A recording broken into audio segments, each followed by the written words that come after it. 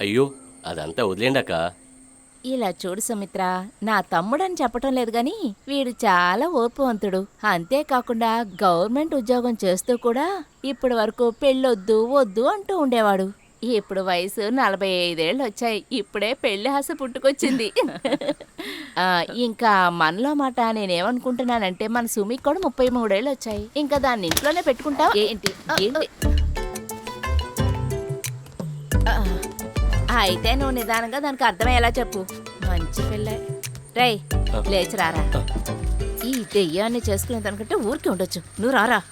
ఆ, మేము వెళ్ళొస్తామమ్మా.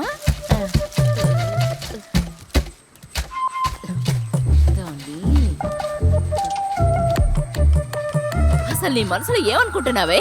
నీకు వయసు ఎంతో తెలుసా? వాడే నిన్ను చేసుకుంటానంటున్నాడు. అదే నీ అదృష్టం. అయ్యో, ఆ మనిషినా?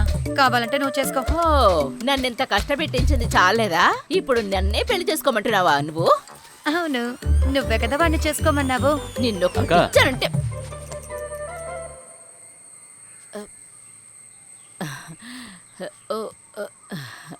అస్సలు నా వల్ల కావట్లేదు బాబు. ఈ స్వీట్స్ ఇద్దామని వచ్చాను. ఓ,